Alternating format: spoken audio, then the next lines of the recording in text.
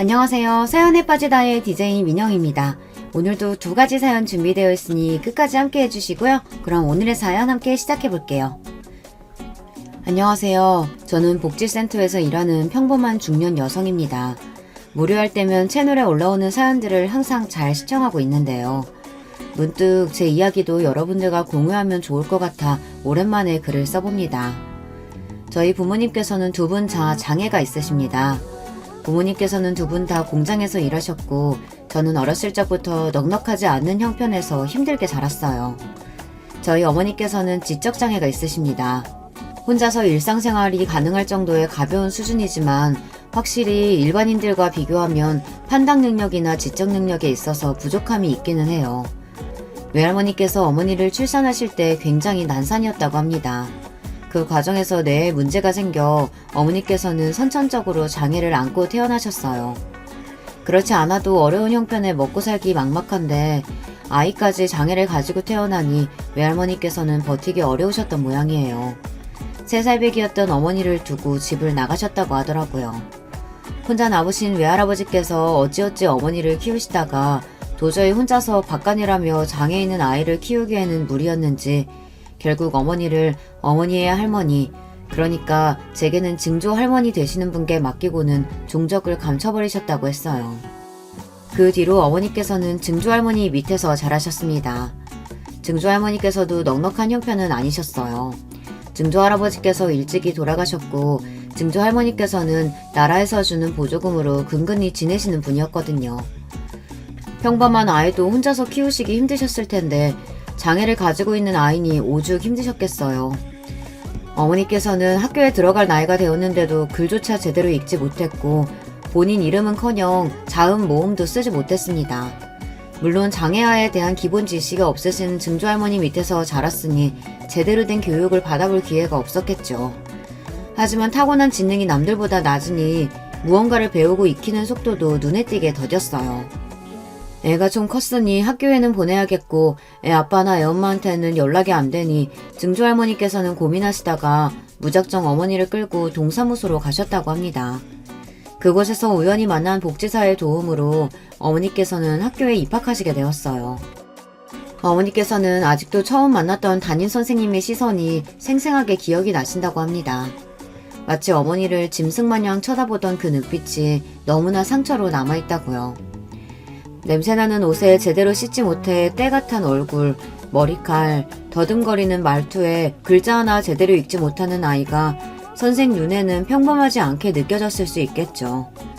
그렇지만 아이들을 가르치는 사람이 그렇게 사적인 감정으로 학생들을 대해서야 되겠습니까? 사명감과 책임감이 있는 교사였다면 그런 어머니의 상태를 제대로 파악해서 특수반에 보낸다거나 적절한 조치를 취해줄 수 있었을 텐데 불행히도 당시 어머니께서 만났던 교사는 어머니를 책임지기보다 나몰라라 방치하기를 택했었던 것 같아요. 어머니께서는 학교에 다니기는 했지만 사실상 거의 없는 존재 취급을 받으셨다고 해요. 친구들도 모두 어머니께는 말 한마디 걸지 않았고 어려운 형편에 도시락을 싸줄 수 없었으니 어머니께서는 매일 점심을 쫄쫄 굶고 집으로 돌아가셨다고 합니다. 아무것도 모르는 증조할머니께서 그저 학교에서 아이 밥을 먹이겠거니 생각하셨다고 해요. 나중에서야 내내 점심을 굶고 다녔다는 것을 알게 되시고는 김치에 김이나 맛 싸서 어머니 손에 쥐어 보내셨죠. 선생이나 친구들이나 모두 하나같이 어머니를 반기지 않았지만 어머니께서는 학교 생활이 꽤나 좋은 기억으로 남아있다고 하셨어요. 이전까지는 증조할머니와 함께 하루 종일 반지 앞방에 틀어박혀 곰팡이 스른 벽지나 지나가는 벌레들을 관찰하는 게 가장 즐거운 일이었는데 학교에 입학하고 난 후로는 매일같이 바깥을 나가고 새로운 것들을 보고 들으니 심심할 틈이 없었다면서요. 마음 터놓고 지낼 수 있는 또래 친구 한 명 없지, 기댈 수 있는 든든한 어른 하나 없지, 누구보다도 공평하고 학생들을 위해줘야 할 담임선생님은 어머니를 방치하고 증조할머니께서도 그리 바람직한 장애아 양육자는 아니었으니 도저히 밝고 건강하게 자랄 수 있는 환경이 아니었는데도 저희 어머니께서는 신기할 만큼 긍정적인 성격으로 자라셨습니다.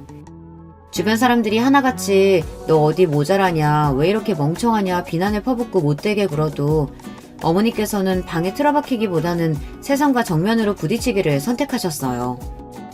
중학교에 입학할 나이가 되어서는 다른 친구들과의 직접 수준 차이가 두드러지게 나타났었고, 다행히도 중학교에서 처음 만난 담임교사가 어머니의 상태를 파악한 후 특수학급으로 배치를 해주었다고 했어요. 게다가 어머니께서는 그 나이 때까지 장애 등록이 안 되어 있었다고 하더라고요. 주변 어른들의 무관심과 무지가 만들어낸 결과였죠. 담임교사의 도움으로 장애 등록과 특수학급 배정을 마친 어머니께서는 조금 더 행복한 학교 생활을 하게 되었습니다.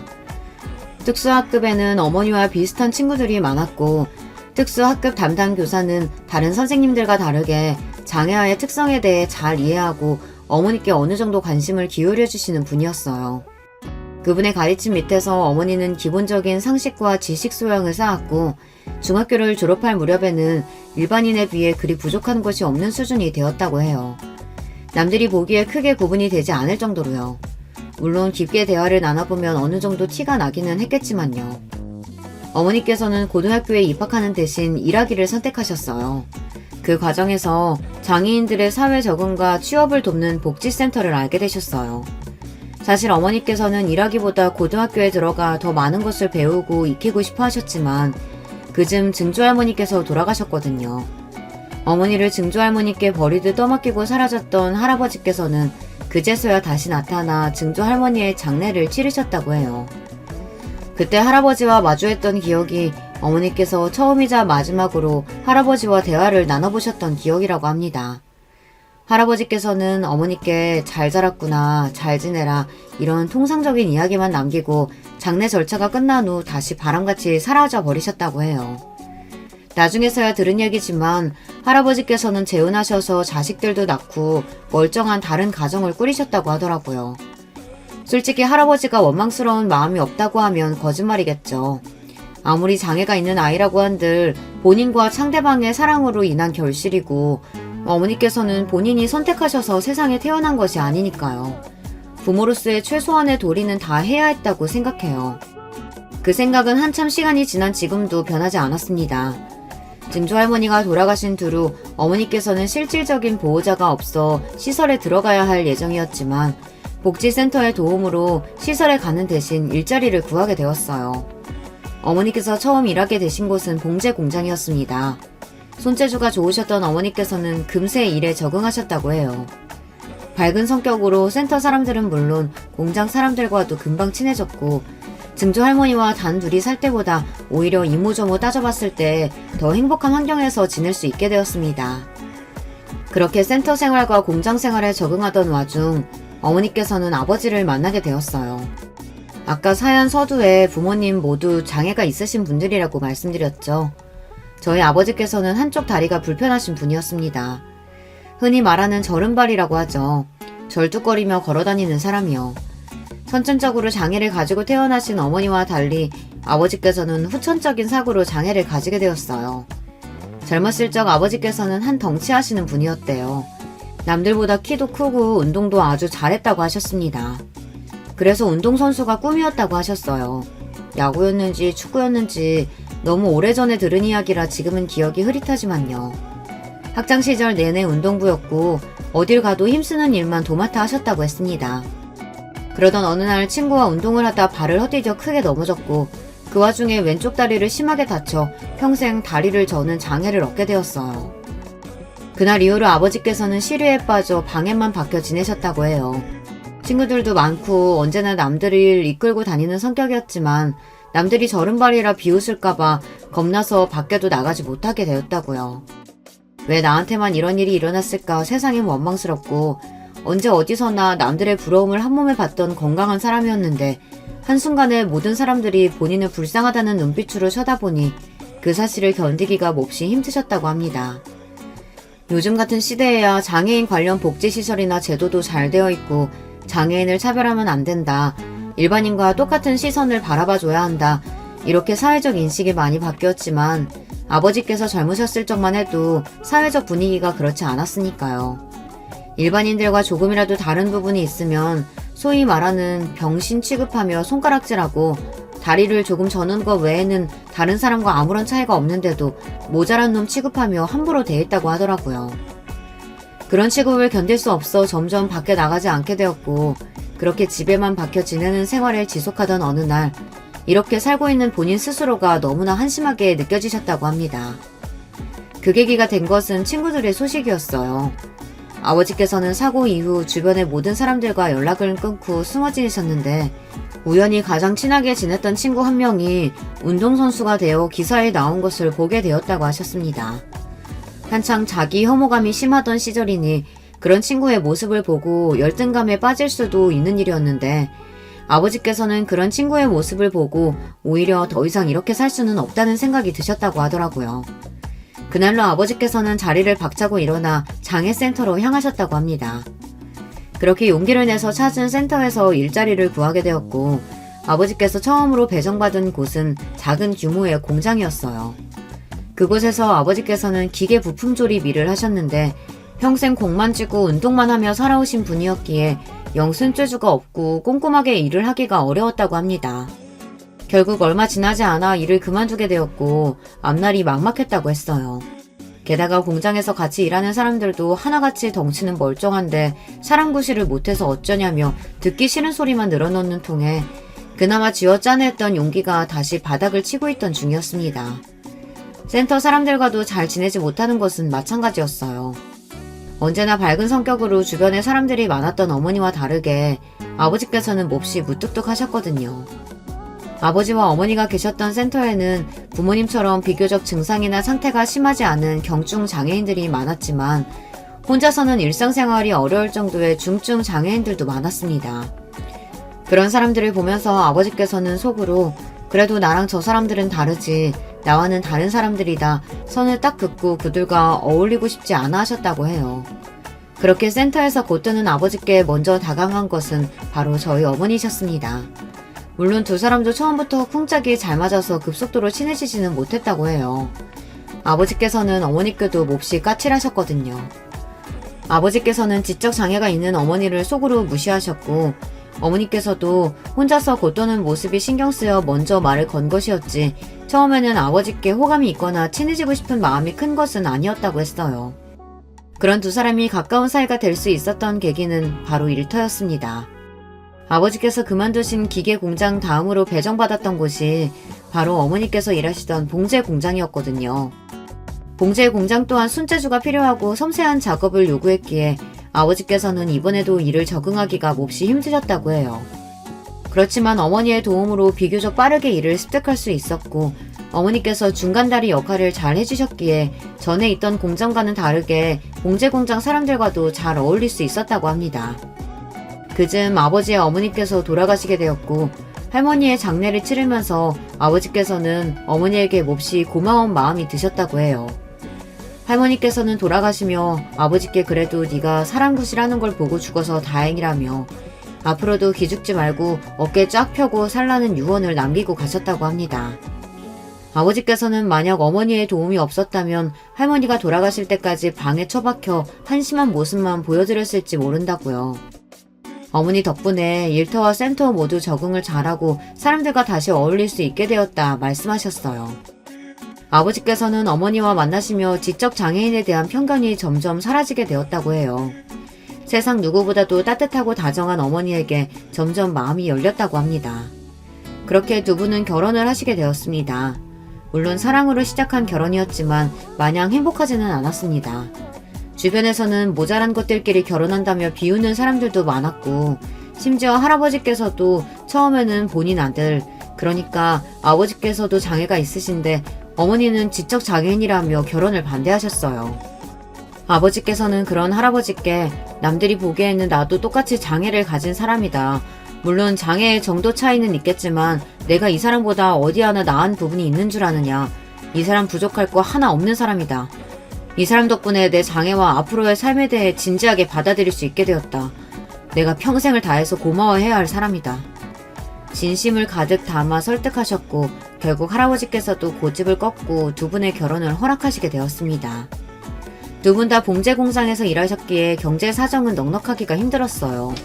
게다가 불경기로 두 분이 일하던 봉제 공장이 얼마 안 가 문을 닫게 되면서 먹고 살 길이 더 막막해지게 되었습니다. 손재주가 좋았던 어머니께서는 그래도 곧 다른 직장에 취업하셨지만 아버지께서는 일할 수 있는 곳이 많지 않았어요. 센터에서도 불경기라 취업 자리를 알선해주기 어려워했고 아버지께서는 막막한 현실에 한동안 술독에 빠져 사시기도 하셨습니다. 어렸을 적 아버지의 모습을 떠올리면 항상 어머니에게 윽박지르시고 화내시고 혼자서 주방 식탁에 앉아 술을 마시는 모습이 생각나요. 아버지께서는 술에 잔뜩 취해 어머니께 막말을 쏟아내기도 하셨습니다. 어머니께서는 평소에는 일반인들과 별 다를 바 없이 보이다가도 조금만 진지하거나 어려운 이야기를 꺼내면 앞뒤 상황을 이해하기 어려워하고 기본적인 개념이나 상식이 부족한 모습을 보이셨어요. 그럴 때마다 아버지께서는 답답한 마음에 어머니의 지적장애를 다 알고 계시면서도 이런 쉬운 걸 몇 번이나 설명을 해줘야 한다며 화를 내셨습니다. 그럴 때마다 어머니께서는 울며 아버지께 사과를 하셨어요. 미안하다, 죄송하다, 내가 모자라서 미안하다. 그런 두 분의 모습을 보며 자랐으니 당연히 저는 아버지보다는 어머니 편이었습니다. 어머니께서는 지적장애가 있긴 하셨지만 제게는 전혀 부족한 어머니가 아니었어요.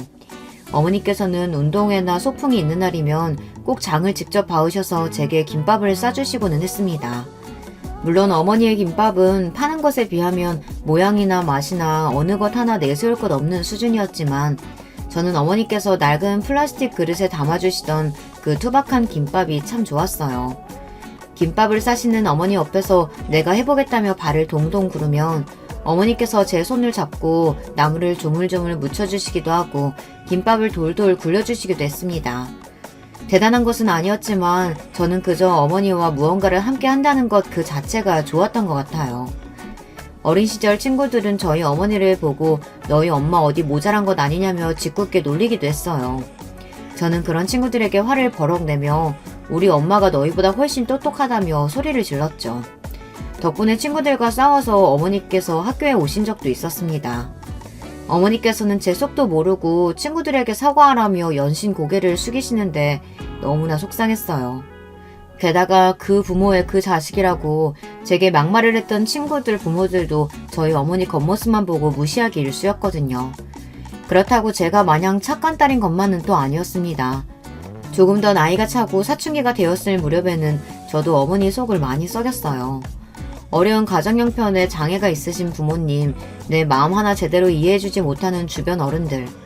그 나이대에는 세상 모든 것이 다 밉고 원망스럽기 마련이잖아요. 어머니께 못된 말도 참 많이 했고 그러다 아버지께 뺨을 맞기도 했습니다. 제 말에 상처를 받고 방에서 혼자 우시던 어머니 모습이 아직도 기억나요. 지금 와서는 그 당시 행동들을 깊게 후회하고 있고 그렇게 생각하지도 않습니다. 아까도 말했듯이 저희 어머니 아버지께서는 제게 절대 부족한 부모님이 아니었으니까요. 성인이 되고 철이 조금 든 후에는 저희 가족은 몹시 행복했어요. 경제적으로는 넉넉하지 않았으나 항상 서로를 위하고 배려해주는 가족이었죠. 아버지께서도 새로운 직장을 구하신 이후로는 술을 단칼에 끊으시고 일절 입에도 대시지 않았습니다. 저는 성인이 된 후 작은 회사에 들어갔고 첫 월급으로 부모님과 함께 소고기를 먹으러 갔습니다. 어머니께서는 이렇게 비싼 식당에 와도 되는 거냐며 호들갑을 떠셨고 아버지께서는 별 말씀 안 하셨지만 몹시 좋아하셨던 기억이 나요. 앞으로도 돈 많이 벌어서 두 분 제가 꼭 호강시켜드리겠다 호언장담을 했었어요. 그러나 그게 저희의 처음이자 마지막 가족 외식이 되었습니다. 그날도 평소와 다름없는 하루였어요. 저는 아침에 일어나 어머니께서 차려주신 아침을 먹고 아버지와 어머니께 인사를 드리고 출근을 했습니다. 그날 제게 인사를 해주시던 아버지 얼굴이 참 생생하게 기억에 남아있어요. 진한 눈썹에 이마에 자글자글한 주름, 거뭇거뭇한 수염 밑으로 환히 웃으시던 아버지의 얼굴이요.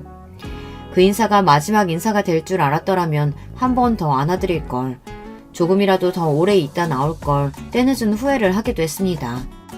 그날 아버지께서는 일터에서 돌아가셨어요.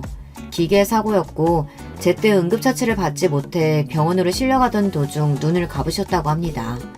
너무나 갑작스러운 이별이었고 한동안 정말 힘든 시간을 보냈어요. 아버지의 장례식장에서 어머니는 정말 혼절하실 듯 우셨습니다. 평생 살아오면서 어머니께서 그렇게 구슬프게 우는 모습은 본 적이 없었어요. 새로 구한 직장에서 모자라다며 구박을 받고 돌아오셨을 때도, 아버지께서 술을 드시고 어머니께 폭언을 쏟아내실 때도 그렇게 기절할 만큼 꺽꺽대며 웃으는 모습은 본 적이 없었습니다. 이제야 조금 행복해지려던 참인데 하늘이 참 무심하더라고요. 그렇지만 마냥 세상을 원망하고 있을 수만은 없었습니다. 어머니와 저는 세상에 단 둘이 남겨지게 되었고 어머니를 위해 조금 더 단단해져야만 했으니까요. 어머니는 아무리 나이를 드셔도 언제나 소녀 같은 분이셨어요. 항상 순수하고 때묻지 않는 마음으로 살아오셨죠. 나보다 주변 사람들을 먼저 챙기는 천사표였습니다.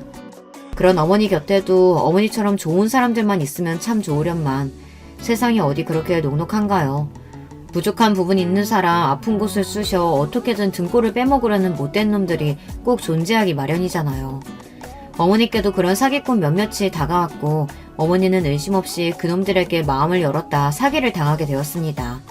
그 과정에서 어머니와 함께 살고 있던 집과 통장에 모아두었던 2천만 원 가량을 모두 잃어버릴 뻔했습니다. 남들에게는 큰돈이 아닐 수도 있지만 저와 어머니께는 평생을 바쳐 모아온 전 재산이었어요. 그 과정에서 저와 어머니를 도와준 것이 바로 남편이었어요. 당시에는 정말 하늘에서 보내준 천사라도 되나 싶은 마음이었지만 지금 와서는 어디서부터 날 속여왔던 건가 의심스러운 마음이 크네요. 어찌되었든 한순간에 모든 재산을 빼앗기고 거리에 나앉게 생겼던 저와 어머니를 남편이 사방팔방으로 뛰어다니며 변호사도 구해주고 여러 기관에 연락도 해주며 물심양면으로 도와주었고 결국 그 사기꾼 놈을 잡아 돈을 다시 돌려받게 되었습니다. 남편은 저희 부모님이 만나셨던 센터처럼 장애인을 위한 각종 복지나 도움을 주는 기관에서 일하는 사람이었어요. 그래서 처음에 더욱더 별 의심 없이 마음을 열었던 것 같습니다. 남편은 복지센터에서 일하는 사람이었던 만큼 장애인에 대한 편견도 없고 참 다정한 사람이었어요. 그런 남편은 아버지께서 돌아가신 뒤로 쉴 틈 없이 달려왔던 저에게 기댈 곳을 마련해 주었어요. 저는 자연스레 남편과 가까운 사이가 되었습니다. 한 가지 걸리는 것이 있었다면 남편이 이혼남이라는 사실이었어요. 그것도 2번이나 이혼한 경력이 있었습니다. 그나마 다행이었던 것은 남들과의 사이에서 자식이 없다는 사실이었지만 자식이 없다 하더라도 한 번도 아니고 2번이나 이혼을 했다면 어딘가 문제가 있는 사람인가 싶어지길 마련이잖아요. 그렇지만 사정을 들어보니 그럴 만한 사연이 다 있었습니다.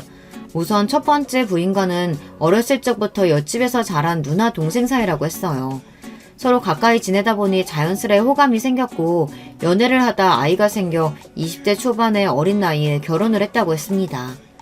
첫 번째 부인은 어린 시절부터 몸이 약한 편이었는데 임신을 한 후에도 이런저런 이유로 자주 앓아눕고 병원을 밤낮으로 드나들었다고 해요. 남편은 그런 첫 번째 부인을 위해 거의 하루 종일 옆에 붙어 간호를 해줬지만 결국 10달을 채우지 못하고 조산을 하게 되었고 그 과정에서 아이와 첫 번째 부인 모두 목숨을 잃게 되었다고 합니다. 그 뒤로 남편은 마음의 상처를 입고 오랜 기간을 혼자 지냈다고 해요.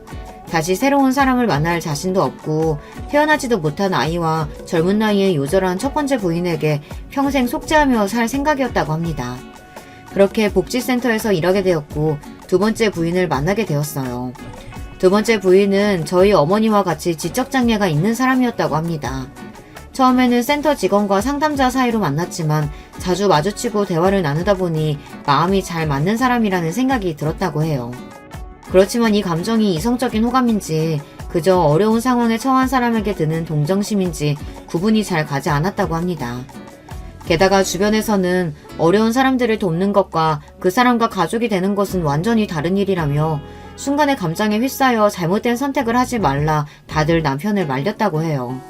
남편 또한 전 부인에게 호감이 있기는 했지만 결혼하기까지는 많이 망설여졌다고 했습니다. 그렇지만 결국 남편은 전 부인과 결혼을 했고 주변의 걱정과 만류와는 달리 둘은 아주 행복했다고 해요. 그렇지만 남편의 행복한 신혼생활은 이번에도 오래가지 못했습니다. 아까 제가 세상에 착한 사람들만 있으면 참 좋으련만 꼭 남의 부족하고 아픈 부분을 건드려서 등골까지 빼먹으려는 나쁜 놈들이 있다고 이야기를 했었죠. 남편의 전부인 곁에도 그런 못된 놈들이 다가왔던 모양이에요. 당시 남편의 전부인은 센터의 도움으로 취업 자리를 구해 작은 회사에서 간단한 서류 업무를 하고 있었어요. 지적으로 문제가 있는 사람이었지만 단순 반복 노동에 가까운 일이었기에 별 문제 없이 수월하게 일했다고 해요. 별 문제 없이 오래 근무하며 회사 사람들과도 자연스레 가까워졌다고 합니다. 그중 회사에 불만을 품고 있던 직원 한 명이 남편의 전부인에게 접근해 사기를 쳤고 결국 전부인은 그 말에 넘어가 직장도 잃고 그동안 차곡차곡 모아두었던 돈도 전부 잃어버렸다고 하더라고요. 남편은 그런 전부인에게 괜찮다며 몇 번이고 그녀를 달래주었지만 전부인은 스스로를 비관하다가 그런 상황을 견디지 못하고 결국 차에 뛰어들어 자살을 했다고 했습니다. 너무나 충격적인 이야기였기에 처음 이 이야기를 전해 들었을 때는 어떻게 대답을 해줘야 할지 말문이 턱 막혔어요. 남편은 오랜 시간이 지난 일이라 지금은 어느 정도 덤덤해졌다며 괜찮다 말했지만 이런 상처가 있는 사람을 내가 보듬어 줄 수 있을까 싶은 생각이 들더라고요. 지금 와서 생각해보면 참 쓸데없는 걱정이었지만 말입니다. 그래도 한때는 진심으로 믿고 사랑했던 사람인데 이제는 그 믿음이 송두리째 뽑혀 가루가 되어버렸으니 어찌되었든 당시에 저는 그런 남편의 상처를 치료해주고 곁에 머물고 싶다는 생각을 했어요. 그래서 남편과 결혼을 결심하게 되었습니다.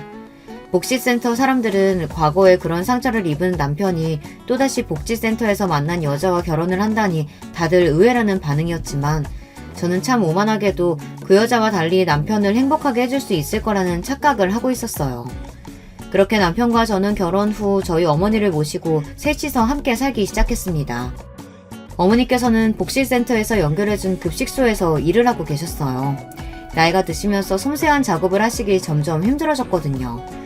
물론 급식소 일도 체력적으로 그리 녹록지는 않은 일이었지만 어머니께서는 어려운 형편의 사람들에게 밥을 나눠주는 일 자체에서 뿌듯함을 느끼시는 것 같았어요.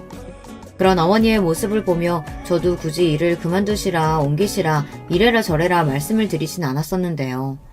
결혼 후 남편은 어머니께서 체력적으로 힘드실 것 같다며 급식소 일을 그만두고 센터에서 간단한 서류 업무를 도와주시면 좋겠다고 하더라고요.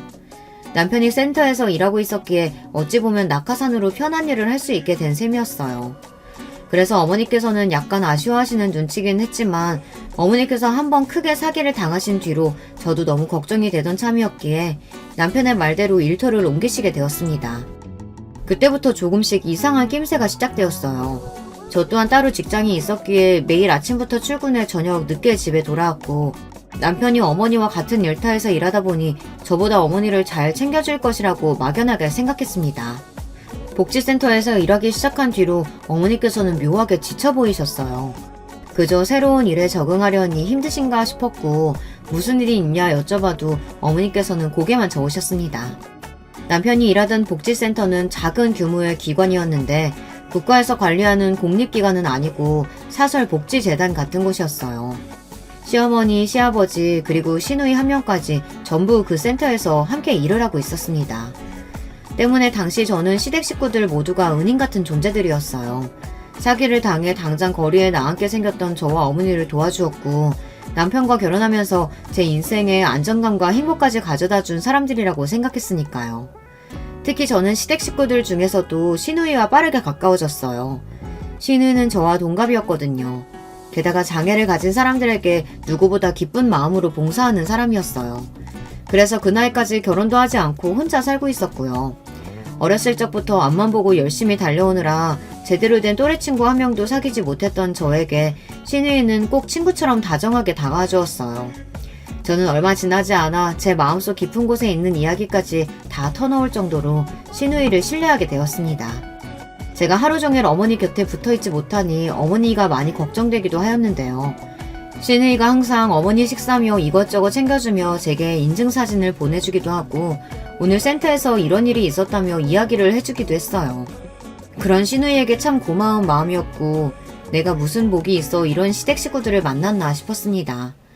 제가 생각하기엔 전에 계시던 급식소보다 일도 훨씬 편하고 주변에 챙겨주는 사람들도 많으니 어머니 성격상 우울하거나 힘들어 하실 일이 전혀 없을 텐데 이상하게 어머니께서는 날이 갈수록 말씀이 없어지셨어요.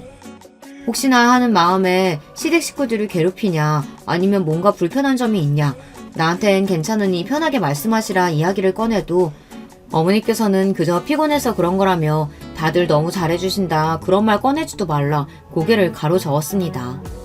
그렇지만 저는 의심을 쉽게 거두기 힘들었어요. 사람들과 어울리는 걸 그렇게 좋아하시는 분이 아무리 시간이 지나도 시댁 식구들과는 편하게 지내시는 것 같지가 않더라고요. 제 앞에서는 분명 신우이가 어머니를 알뜰살뜰 챙겨주는 것 같고 남편도 자나깨나 센터 사람들과 어머니 그리고 제 걱정을 해주고 그런데도 어머니께서는 결혼한 지 한참이 지났는데도 남편에게 여전히 존댓말을 사용하고 묘하게 시댁 식구들을 어려워하는 눈치였습니다. 어머니가 아무리 괜찮다고 말씀하셔도 저는 어머니를 평생 동안 봐왔잖아요. 아무래도 제게는 말씀을 하지 않으실 것 같다는 생각에 다른 센터 직원에게 몰래 부탁을 했습니다. 부탁이라고 해서 거창한 것은 아니고 평소 어머니께서 센터에서 일하실 때 어떤 느낌인지 살펴달라는 말이었어요. 그렇게 일주일이라는 시간이 지나고 직원에게 다시 그 이야기를 꺼냈을 때 직원은 대수롭지 않다는 듯 별 문제 없다는 말을 전해왔습니다. 남편과 시누이는 제 생각처럼 어머니를 알뜰살뜰 잘 챙기고 어머니도 큰 어려움 없이 일에 적응하고 잘 지내고 계신다면서요. 물론 다행이었지만 그래도 어딘가 찜찜한 마음은 지울 수가 없었어요. 어머니께서 아무런 문제가 없으신 분이라면 또 모르겠지만 겉으로 보기엔 멀쩡해도 일반인들과는 확실히 차이가 있었으니까요. 정신적으로도 남들보다 단단하지 못하기에 남의 말에 쉽게 휘둘리기도 하고 잘못된 인식을 가지기도 쉽기 때문에 걱정이 더 많이 들었어요. 소위 말해서 그런 행위를 가스라이팅이라고 하죠. 혹시 여러분들께서는 가스라이팅이라는 개념에 대해 알고 계신가요? 가스라이팅이란 타인의 심리나 상황을 교묘하게 조작해 그 사람이 현실감과 판단력을 잃게 만들고 그런 행위를 통해 타인의 행동을 통제하는 것을 말합니다. 이는 정신적 학대의 일종으로 연인 사이나 부모 자식 간의 관계 등 주로 가깝고 친밀한 사이일수록 많이 일어나는 일이에요. 지적으로 아무 문제가 없는 멀쩡한 사람들도 쉽게 당할 수 있는 일인데 특히 정신적으로 문제가 있는 우울증 환자들이나 지적 장애인들은 훨씬 취약할 수밖에 없는 일이죠. 넌 내 말을 들어야 해. 나 말고 다른 사람들은 모두 나쁜 놈들이고 나만이 너를 위하는 사람이야. 이런 말들을 지속적으로 듣다 보면 판단 능력이 멀쩡한 사람들도 자기도 모르는 사이에 가스라이팅에 당해 넘어갈 수 있어요. 본인이 어떤 취급을 받는지에 대한 객관적인 판단이 안 된다는 뜻입니다.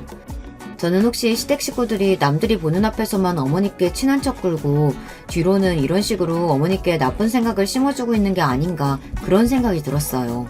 그래서 제가 어머니께 혹시 무슨 일이 있냐, 시댁 식구들이 괴롭히냐 여쭤봐도 쉽게 말씀을 꺼내시지 못하나 싶었습니다. 솔직히 말하면 그런 생각을 하면서도 시댁 식구들에게 미안한 마음이 컸어요.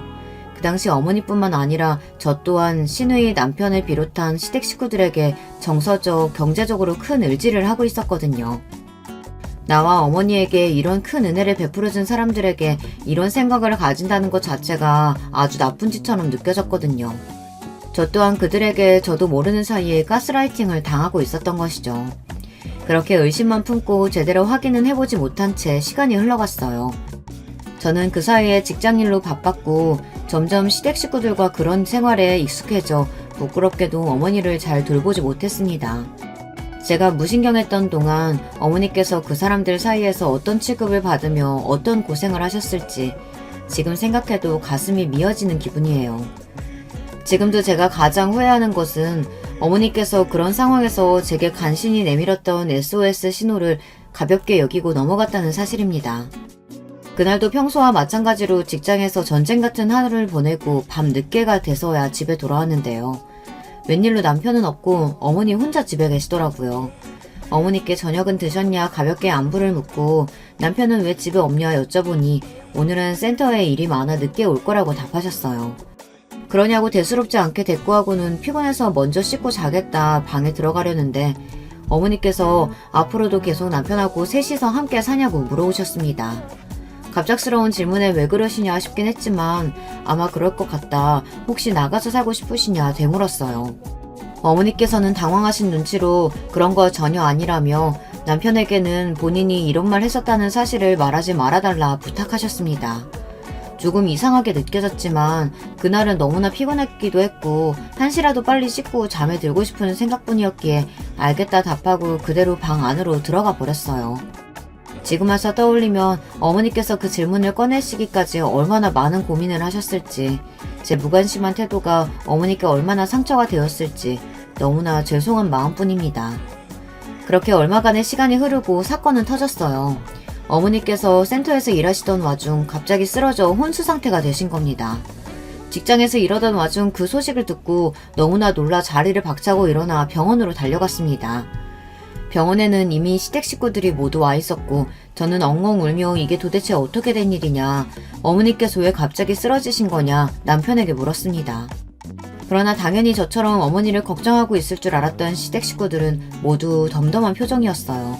미친 사람처럼 오열하는 제게 유난 떨지 말라며 다른 환자들에게 방해되니 조용히 하라고 혀를 차더라고요. 전혀 예상하지 못했던 반응에 놀라서 울음도 멈출 지경이었습니다. 어머니께서 혼자서 계단 내려가시다 굴러 떨어지셨어. 머리를 부딪혀서 일어나기 힘드실 거라고 하더라.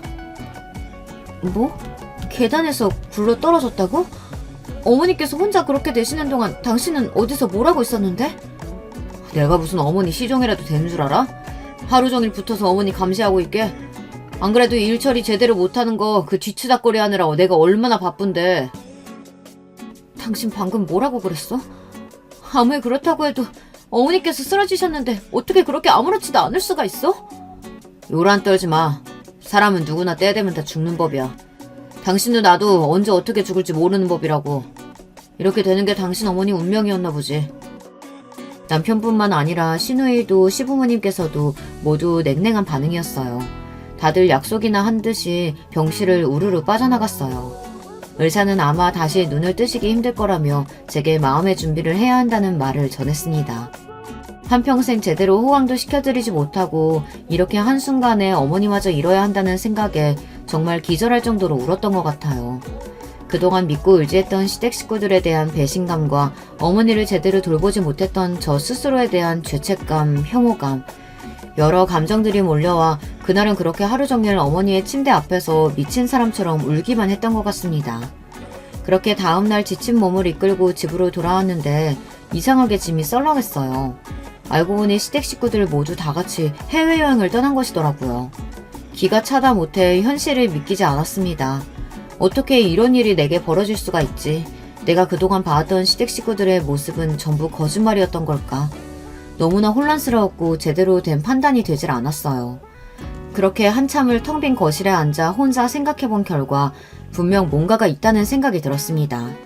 아무리 시댁 식구들이 지금껏 제게 보여준 모습이 전부 꾸며낸 모습이었다 하더라도 사람이 쓰러져 사경을 헤매는 상황에 갑자기 단체로 해외여행을 떠난다니 상식적으로 너무나 이해가 가지 않는 행동이잖아요. 그렇게 생각을 하고 나니 그동안의 의문점들이 퍼즐을 맞추듯 딱딱 들어맞기 시작했습니다.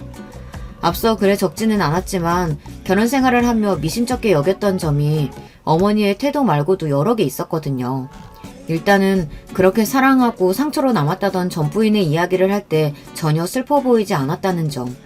아무리 시간이 지났다 하더라도 그런 충격적인 일을 겪었다면 분명 트라우마가 되었을 텐데 아무렇지도 않게 죽었다는 이야기를 제게 전했었고 무엇보다도 결혼 후 저나 어머니 앞으로 보험을 많이 들어놨다는 사실이었어요. 남편은 그러면서 어머니께서 정신적으로 조금 불편하신 분이니 앞으로 전처럼 사기를 당하거나 큰일이 언제 일어날지 모르는 법이다. 보험비가 조금 아깝더라도 많은 보험을 들어놓는 것이 좋겠다고 말했고 본인이 알아서 적당한 것들로 들어놓을 테니 걱정하지 말라는 이야기를 했었거든요. 어련히 알아서 했겠거니 싶어 별 생각 없이 넘어갔던 일이었는데 병원에서 시댁 식구들의 태도는 마치 이렇게 될 것이라는 것을 다 알고 있었다는 듯한 얼굴들이었습니다. 저는 그렇게 급하게 센터로 달려나가 남편의 전 부인이라는 사람에 대해 알아보기 시작했어요. 분명 센터에 등록된 사람이었고 일까지 했다고 했으니 기록이 남아있으리라 생각했어요. 제 예상대로 전 부인에 대한 자료가 남아있었습니다. 그런데 남편은 제게 전 부인이 차에 뛰어들어 자살을 했다고 말했지만 자료 내용은 그렇지 않았어요. 서류에는 교통사고가 아니고 낙상사고를 당해 사망했다고 적혀있더라고요. 그때 싸한 느낌이 들었고 그 길로 바로 경찰서를 찾아갔습니다. 처음에는 영 심드렁하게 제 이야기를 듣던 경찰관도 제가 서류들과 이런저런 증거들을 내미니 심각한 표정이 되어 저를 다른 검찰에게 연계해 주더라고요. 그렇게 시댁 식구들이 해외여행을 신나게 즐기고 돌아오는 일주일 동안 수사가 1차 처리로 진행되었고 정말 놀라운 결과가 드러났습니다. 머릿속에 퍼즐이 맞춰졌을 때부터 어느 정도 예상은 하고 있었던 일이었지만 시댁 식구들은 정말로 파렴치한 보험 사기단이었어요. 전 부인은 물론 가장 처음 만났던 전 부인까지 모두 부인들 앞으로 보험을 잔뜩 들어놓고 남들 눈을 속여 악독한 짓거리를 저지른 뒤 보험금을 타먹었던 것이었어요. 겉으로 봤을 때는 누구보다도 어려운 상황에 처한 장애인들을 위하는 마음 따뜻한 사람들이고 국가에서 운영하는 기관이 아니고 사기업에 가까운 복지재단이다 보니 감사가 느슨해 벌어졌던 일이었습니다. 그 짐승보다 못한 인간들은 일부러 연고도 없고 어려운 상황에 처해 있는 장애인을 꼬셔서 결혼한 후 본인들을 믿게 만들고 신뢰감을 쌓은 뒤 그런 짓을 저질러 왔던 것이었어요. 결혼을 하지 않은 줄 알았던 신우이도 알고 보니 이미 한 번 이혼한 경력이 있었고 그 상대 또한 센터에서 만났던 장애인 남자였어요. 어떻게 사람의 탈을 쓰고 그런 미친 짓거리들을 저지를 수 있는지 지금 이 글을 쓰는 순간에도 분노로 온몸이 부들부들 떨립니다. 어머니께서 시댁 식구들을 어려워하셨던 것도 제 앞에서만 어머니께 잘하는 척했지 제 예상대로 뒤에서는 어머니께 반말이며 폭언을 일삼았고 그러면서 이런 사실을 제게 알리면 지금 살고 있는 집이며 재산이며 전부 빼앗아갈 거다. 당신들 다시 길거리에 나앉아야 된다. 그리고 앞으로 평생 일 못하게 만들어줄 거다. 협박을 했다고 하더라고요. 어머니께서는 정상적인 판단을 하지 못하는 상태였고 그렇게 뒤에서 온갖 구박을 들으며 버텨오셨던 겁니다. 제게 해를 끼칠까 봐서요. 그 사실을 알고 나서 정말 억장이 다 무너지는 기분이었습니다. 안정되고 행복한 삶을 원했던 제 욕심 때문에 어머니께서 그런 상황에 처하지다 못해 남들 손에 돌아가실 뻔했다니. 만약 어머니께서 눈을 뜨지 못하시고 그대로 병원에서 돌아가셨다면 저는 남은 인생 동안 저를 절대 용서하지 못했을 거예요. 시댁 식구들은 공항에서 대기하고 있던 경찰들에게 체포되었고 그대로 재판에 넘겨지게 되었습니다. 어머니께서는 얼마 지나지 않아 기적처럼 눈을 뜨셨고 지금은 사고 전처럼 멀쩡해지셔서 정상적인 생활을 하고 계세요. 그 짐승반도 못한 인간들은 모두 다 실형을 선고받고 깜빵에 들어갔습니다. 형사처벌과는 별개로 보험회사에 건 민사소송으로 엄청난 금액의 배상금을 물어주게 된 것은 당연한 일이겠죠. 그 과정에서 저희에게도 보상금이 나왔고 저희는 남편이라고 부르기도 싫은 그 남자와 셋이 지내던 집을 처분하고 새로운 집을 구해 이사를 나왔습니다. 그 일 이후로 어떻게 알았는지 다른 복지센터에서 연락이 와 저희를 돕고 싶다고 말했어요. 어머니와 저 모두 새로운 보금자리를 틀어 지내고 있어요. 솔직히 처음에는 이 센터도 다른 센터들과 비슷하게 비리로 가득 차 있는 거 아닌가 싶었지만 지푸라기라도 잡는 심정으로 온 것이었는데 여기서 일하시는 분들은 모두 진심으로 이타적이고 저와 어머니를 배려해 주셔서 언제나 감사한 마음으로 지내고 있습니다. 세상에 나쁜 놈들이 있으면 좋은 사람들도 있는 법이더라고요. 어머니께서는 그 사건 이후로 한동안 타인과 가까워지는 것을 두려워하셨어요.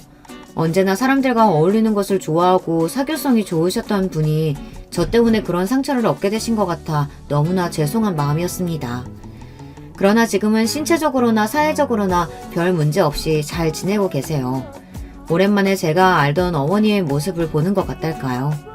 솔직히 말하자면 예전에는 남들처럼 결혼도 하고 자식도 낳고 평범한 인생을 살고 싶은 욕심이 있기는 했습니다. 그래서 남편과 만나 결혼도 한 거고 어머니께 문제가 있다는 것을 어느 정도 인지했으면서도 애써 무시하기도 했었고요. 그렇지만 그런 사건들을 겪고 어머니와 둘이 지내는 요즘 그런 것들이 다 무슨 의미가 있나 싶은 생각이 듭니다. 어머니께서 평생 저만 바라보며 살아오셨듯 저도 앞으로 남은 인생 저밖에 모르는 어머니를 위해 살아가고 싶어요. 어머니와 함께 일하고 퇴근한 후에는 둘이서 맛있는 거 해먹고 주말이면 나들이도 나가고 가끔 어머니 모시고 영화도 보러 가고 계절마다 고운 새 옷도 사드리고 하면서요. 요즘 부쩍 어머니께서 늙으신 것 같아요. 저 때문에 고생을 많이 하셔서 그런 것 같아 어머니의 흰머리를 보면 저도 모르게 눈물이 핑 돌고는 합니다. 언젠가는 어머니께서도 돌아가시겠죠. 저도 마찬가지고요. 사람은 누구나 죽는 법이니까요. 그렇기에 저는 어머니께서 돌아가시기 전까지 후회 없는 시간을 보내고 싶습니다. 어머니께서 제 곁에 계실 때는 어머니를 위한 딸로, 어머니가 돌아가신 후로는 저와 어머니처럼 어려움에 처한 사람들 그리고 불편함을 겪고 있는 우리 장애우들을 위해 살아가고 싶어요. 희생이나 봉사 같은 거창한 마음에서가 아니라 제가 평생 어머니께 받은 사랑을 보답하고 싶은 마음에서요. 거창한 얘기를 하고자 써내려간 글은 아닌데 어쩌다 보니 제 인생 다짐까지 여러분께 털어놓게 되었네요. 이 사연이 채널에 올라갈지는 모르겠으나 저 스스로도 인생을 되돌아볼 수 있는 기회가 되었던 것 같습니다. 이렇게 보니 참 다사다난 많은 일을 겪으며 살아왔네요. 부디 남은 인생 동안 평안히 큰 사고 없이 무탈하게 지나갈 수 있기만을 바랄 뿐입니다. 여러분, 두 번째 사연 시작하기 전에 좋아요, 구독 꼭 눌러주실 거죠? 그럼 두 번째 사연 바로 시작합니다. 안녕하세요. 저 파란만 10대 시기름 기혼 여성이에요. 많은 인생 선배님들께서 계신 사연에 빠지다를 통해 제 경험담을 공유해 볼 테니까요. 허심탄회한 의견들 주시면 정말 감사하겠습니다. 제가 다름이 아니라 저희 시어머니하고 묘한 대치를 이뤄오다가 그게 펑 하고 터져버린 대사건이 있었거든요. 그 이전에 제 친정 이야기 잠깐만 설명을 먼저 드려볼까 해요. 친정 부모님께서는 이혼을 하셨습니다. 제가 초등학교 6학년 때의 일이었고요. 여기에는 좀 당황스러운 내막이 있었는데 아빠의 바람을 당시 제가 우연히 알아버렸고 그걸 별 생각 없이 엄마에게 이실직고를 한 게 도화선이 되었습니다. 당신, 웬 다른 여자하고 똑같이 커플 등산복을 맞추고 돌아다녔다는 게 사실이야? 송현이가 목격했다는 게 정말이냐고!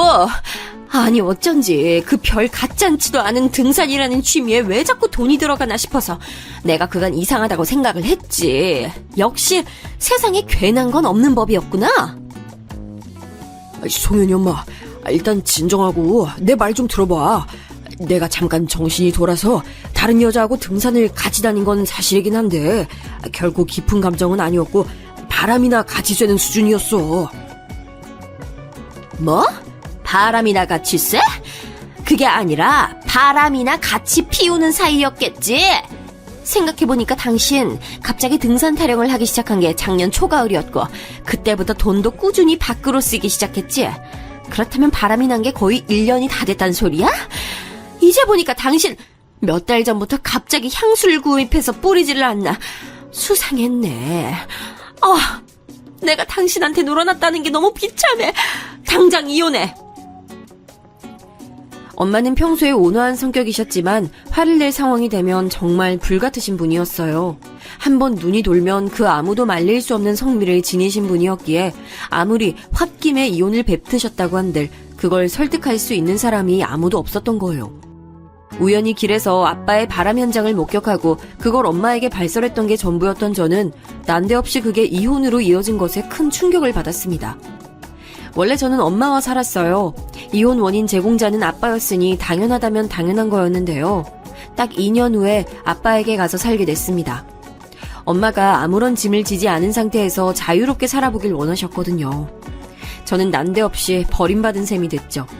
아빠는 담담하게 저를 받아주셨습니다. 바람이 났던 여자분하고는 다시 만나지 않으셨고 재혼 생각도 안 하셨죠. 이러실 거면 애초에 바람은 왜 피우셨던 걸까 궁금했네요. 딸이 보고 싶지도 않으신지 그 이후로 연락도 잘 안 주시고 혼자 태평하게 잘 사시는 친정엄마의 의중도 신기했고요. 도대체 결혼은 뭘까 하는 생각을 많이 하며 살았어요. 저는 평범하고 소박하고 다만 화목이 넘치는 결혼 생활을 원하는 사람이 됐습니다. 그걸 온전히 누리려면 외적으로나 내적으로나 단단히 준비가 되어 있어야 한다고 믿기도 했어요. 그렇기 때문에 사실 남편하고 그때 결혼할 생각이 없었습니다. 왜냐하면 아직 시기가 이르다고 생각했기 때문이죠. 저는 최소 30살 정도는 되고 나서야 결혼할 작정이었어요. 하지만 세상 만사가 제 뜻대로 흘러가지 않더군요. 제가 설마 혼전 임신으로 결혼하는 주인공이 될 줄이야 꿈에도 몰랐습니다. 그래서 28 늦가을에 서둘러 결혼하게 됐습니다. 참고로 남편은 저보다 4살 연상이에요. 저보다 훨씬 결혼 정년기라고 할 수 있었죠. 그런데도 금쪽 같은 아들을 장가 보내기가 시어머니께서는 무척 아쉽고 싫으신 모양이었어요. 여자가 됐으면 몸을 늘 조신하게 간수를 해야지. 발랑 까져서는 이미 뱃속에 아이가 들어섰다니. 아유, 세상이 말세다 말세야. 부끄러운 줄 알고 뱃속 아이에게도 속으로 이 결혼식처럼 굳은 행사에 참석시켜서 미안해라고 사과하면서 결혼식장 들어가. 알았어? 오빠가 나이도 있고 직장에서도 꽤 안정적이고 결혼하고도 남을 때라서 전 어머님이 이렇게 회의적인 반응을 보이실 줄은 몰랐네요. 혼자 속단해서 그렇게 생각을 하고 있었다니 어이가 쏙 빠지네. 발랑 까진 며느리 반기는 시어머니가 세상에 어디 있다고. 아이, 뭘 잘했다고 그렇게 눈 땡그랗게 뜨고 있는지. 아유. 저는 막연히 남편이 나이가 어느 정도 있는 만큼 결혼을 한다고 하면 시어머니께서 반겨주실 거라고만 여겼어요. 하지만 결혼 직전에 저에게 악담 같은 잔소리를 하시니 제가 얼마나 당황스러웠는지 몰라요. 후다닥 서두른 결혼식이 정신없이 지나가고 그로부터 며칠 뒤 제가 검진차 들른 병원에서 뱃속 아이의 성별을 알게 됐어요. 어머님, 아직 오빠가 퇴근 전이라서 오빠가 어머님께 소식을 전해주진 않았죠. 제가 낮에 병원 다녀왔는데 아무래도 공주님이 탄생할 것 같아요.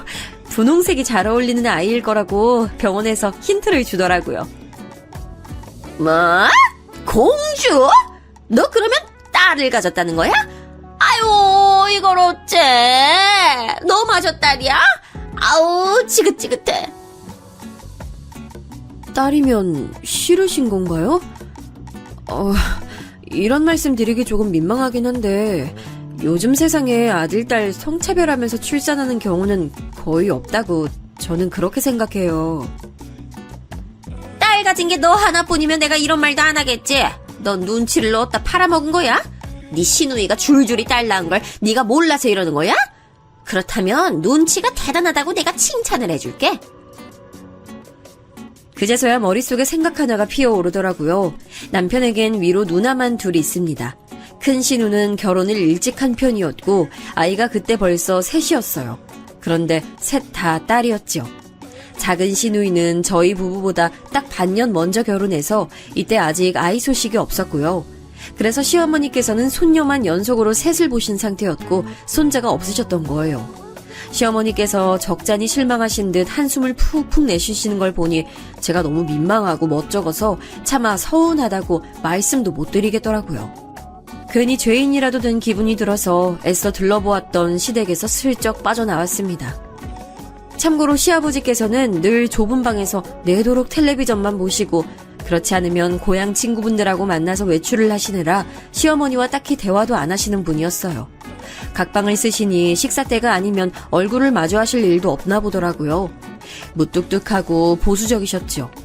이날도 댁에 계시는지 아닌지 도통 알 길이 없어서 제가 시어머니하고만 대화를 잠깐 하다가 나왔었네요. 아무튼 제가 시어머니로부터 딸이라서 실망이라는 반응을 받아든 이후로 기분이 썩 좋지 못했는데요. 그런 와중에 며칠 뒤 시어머니께서 저에게 악담을 하시는 게 아니겠어요? 내가 아무리 생각해도 네 몸가짐에 대해서 불쾌하지 않을 수가 없어. 어쩜 조신머리가 하나도 없어서 결혼 전부터 덜컥 애부터 가지고 난리야? 그 바람에 정신 하나도 없이 우리 아들 결혼시킨 것만 생각하면 내가 화병 걸려도 이상하지가 않아. 제가 괜히 죄송해지네요. 오빠하고 저도 갑자기 이렇게 임신될 거라고는 생각도 못했던 터라 진짜 정신이 하나도 없이 결혼식 준비했던 게 두고두고 아쉽긴 해요. 어쨌든 찾아와준 생명에게 고마워하면서 좋은 부모 되도록 노력할게요. 너만 노력하면 돼. 너만. 발랑 까진 년이면 보통의 노력을 내서는 아이에게 좋은 엄마가 될 수 없어. 피똥 싸도록 앞으로 노력하면서 몸가짐 단정하게 해. 네? 발랑 까진 년이라뇨? 그럼 오빠는 아랫돌이 가벼운 놈인가요? 뭐가 어쩌고 저쩌? 어쩜 그런 천박한 말을 써. 남의 집 아들을 그렇게 표현하더니 너 정말 너무하는구나. 남의 집 아들이라뇨. 제 남편인데요. 아이는 혼자 만든 게 아닌데 저만 발랑 까진 년 되면 너무 이상하잖아요. 그렇지 않나요, 어머님? 공평하게 저희 두 사람 다 발랑 까지고 아랫돌이 가벼운 부부로 할게요. 이런 세상에. 어머머머, 만만치 않은 것이 우리 집안에 들어왔구나. 야, 둘이 결혼할 낌새가 안 보이길래 가볍게 여기고서는 두 사람 관계를 봤었는데 어머, 이럴 줄 알았으면 내가 진작에 단속에 들어갈 것을. 앞으로가 큰일이야, 큰일. 저도 어머님께서 고상하고 여유 넘치시는 분이실 줄 알았는데 말씀을 참 거침없이 내뱉으시는 분일 줄은 상상도 못했어요. 그러자 시어머니께서는 당신의 가슴을 손으로 퍽퍽 치면서 앓는 소리를 한참 내셨어요. 답답해서 미쳐버리겠다는 듯 그렇게 구시길래 그 앞에서 계속 있으려니 눈치가 보여 은근슬쩍 자리를 피했죠. 저라고 그러고 나서 마음이 편했던 건 아니에요. 제가 임신으로 인한 결혼을 하게 된 만큼 직장 생활을 계속 영위할 것인지에 대해 고민이 많았는데 마침 직장에서 사무실 이전 문제도 생기는 바람에 남편과 상의 끝에 퇴사를 했거든요. 사회생활을 쭉 하고 살아왔던 만큼 저는 타인에게 고지고대로 받아치는 법이 거의 없었어요. 왜냐하면 제가 억울한 상황일지라도 너무 솔직하게 상대를 향해 받아쳐버리면 그게 결국 저에게 어떤 대가의 화살로 되돌아올지 모르는 게 직장이더라고요. 애둘러 상황을 받아들이고 또 표현하는 법을 나름 저도 일상으로 받아들이며 살아왔단 말이죠. 이런 제가 생판 남도 아니고 제 시어머니께 말 똑 부러지게 반박을 하고 말았으니 속에선 탄식이 계속 흘러나왔네요. 괜히 그랬나, 고부관계에서 을은 며느리일 수밖에 없는데 스스로 무덤을 팠나 이런 생각만 자꾸 들어서 앞으론 주의할 것을 다짐했어요. 그런데 얼마 후에 어머님하고 둘이 새로 개업한 동네 마트에 장을 보러 갔을 때 그 다짐이 바로 무색하게 됐습니다. 된장찌개에 넣으면 좋을 애호박을 미리 사두려던 참이었는데 제가 기다란 것을 집어들자마자 시어머니께서 제 손등을 찰싹하고 세게 때리신 거예요. 찌개거리 미리 구입한다고 했으면서 애호박을 왜 이걸로 사? 저기 옆에 있는 동그란 게 찌개에 넣는 애호박인 걸 이날 이때까지 너는 모르고 산 거야? 아, 그렇구나. 생각해보니까 동그란 애호박이 찌개에 넣으면 더 맛있는 것 같아요. 아휴, 제가 미처 구분을 못하고 그냥 살 뻔했네요. 근데 어머님, 이렇게 긴 호박도 그냥 찌개에 넣으면 되긴 하지 않아요? 어디 식당에서 보니까 그렇게 하던데요. 그런 데는 저렴하게 단가를 맞춰야 하니까 그런 거라고 대충 생각을 하면 되지.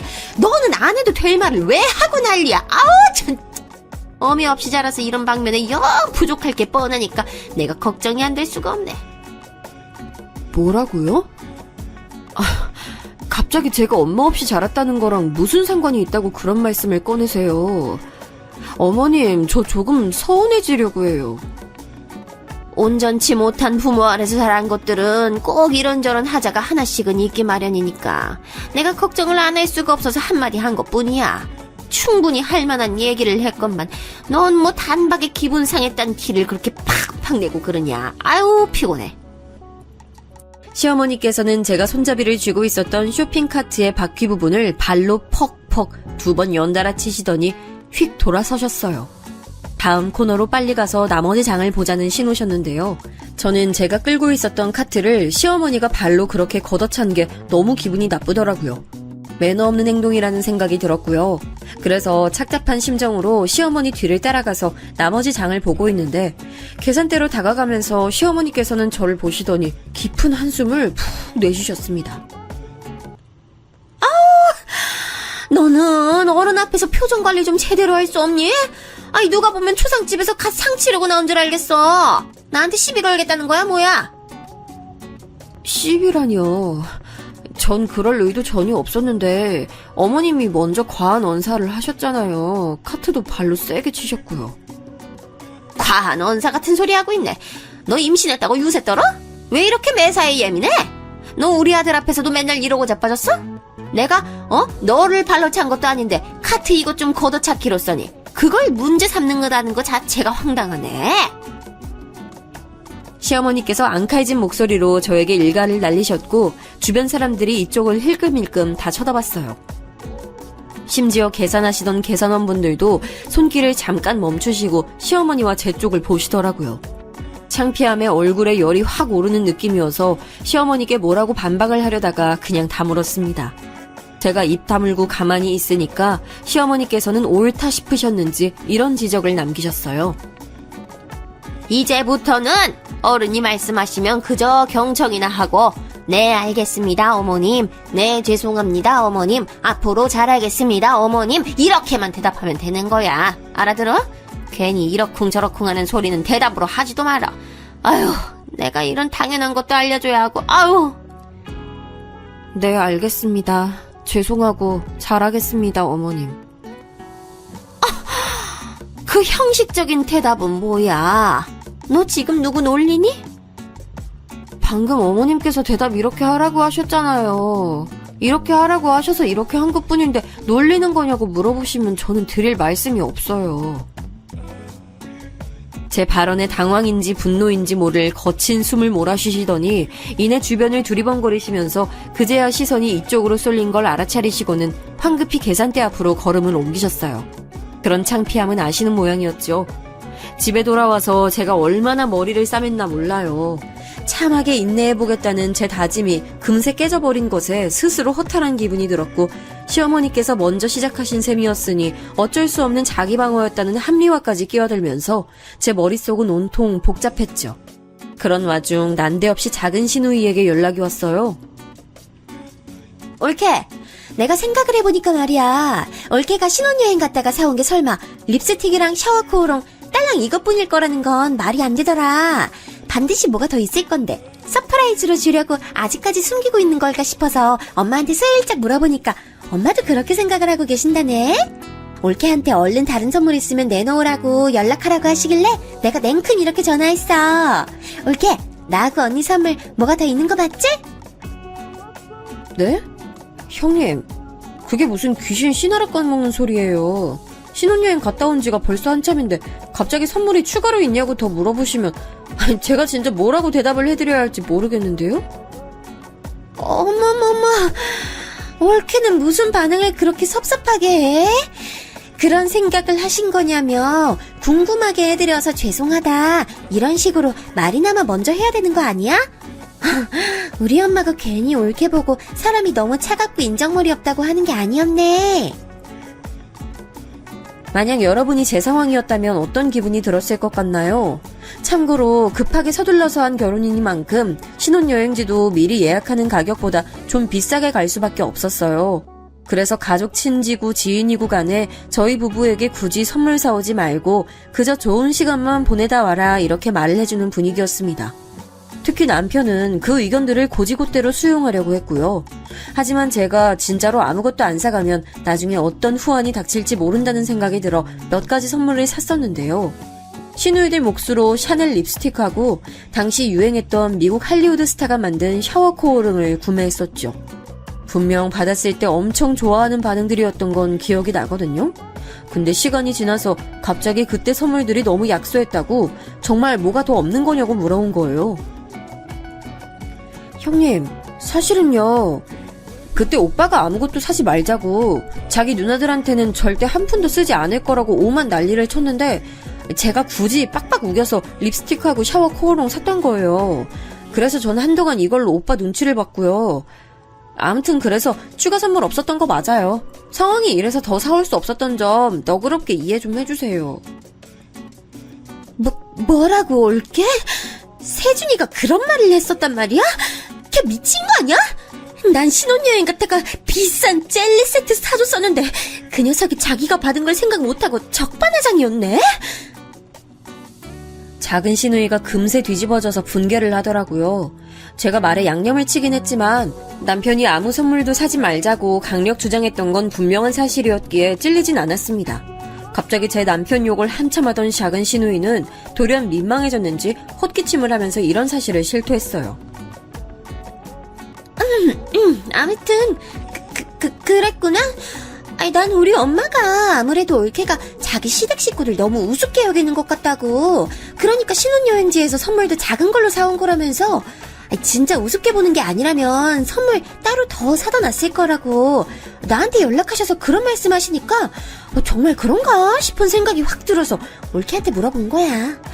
생각해보니까 내가 순간적인 감정에 휩쓸려서 좀 성급했네.